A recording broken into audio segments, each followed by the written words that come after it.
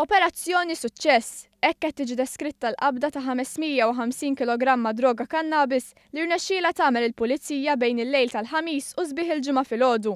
Dettalji dwar l-operazzjoni tal-Pulizija li waslet għal din il-qabda ingħataw mill-Assistent Kummissarju Dennis Toma u l-Ispettur mill-Iskwadra ta' Kontra Droga Kevin Police. L-Assistent Kummissarju qal li droga tammonta għal miljuni kbar ta' euro u indika li droga kannabis se waslet f'pajjiżna mill-Marokk li huwa pajjiż magħruf għall kultivazzjoni tagħha.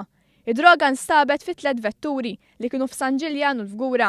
Id-droga fiż-żewġ trakkijiet li kienu f'garaxx il-Fgura instabu f'qiegħ fals li kellhom it-trakkijiet bi pjanċi Taljani folozz. Filwaqt li l-vettura l-oħra bid-droga fiha instabet f'parkett San Ġiljan u hija ta' persuna Maltija. Id-droga misjuba hija 530 kg droga ta' raża kannabis u 20 kg ta' pjanta kannabis. Apparti droga nstabu wkoll mal-100,000 euro fi flus kontanti. Dwar din il-qabda rekord il-Pulizija arrestat 5 persuni, fosthom żewġ irġiel mis-Slovenja, żewġ irġiel Taljani u Malti li ma jidhirx li huwa magħruf mal-Pulizija. L-età tal-irġiel arrestati hija ta' bejn 35 u 60 sena.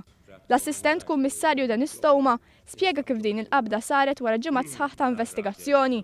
Bil-Pulizija segwit il-passi tal-persuni arrestati. Il-valur fit-suq ta' din is-sustanza definitely several millions.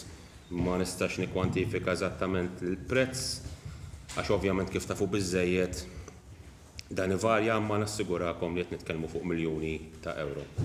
Dawn ħejnihom mit-triq.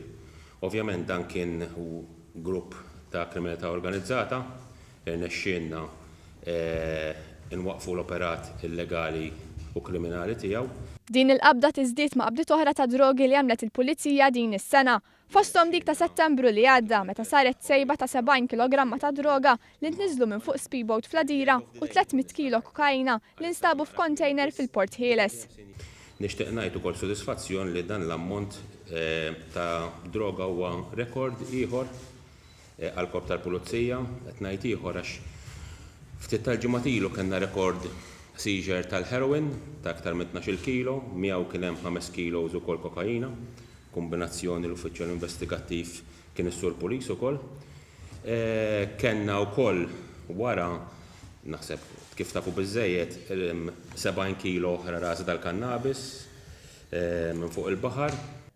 Il-Ministru għall-Intern u s-Sigurtà Nazzjonali Michael Farrugia irringrazzja lill-Pulizija l-ħidma kontinwa tagħhom u x-xogħol siewi biex ikissru ċirku ta' kriminalità ġewwa pajjiżna. Qal li dan jixed id-dedikazzjoni tal-Korp tal-Pulizija biex kompli jeqret l-operazzjonijiet ta' kriminalità organizzata. Il-5 persuni għadhom qed jinżammu arrestati u mistennija jitresqu l-qorti akkużati bit-traffikar ta' droga. Dwar dan il-każ infetħet inkjesta maġisterjali mmexxija mill-Maġistrat tal-Assa José Demicoli.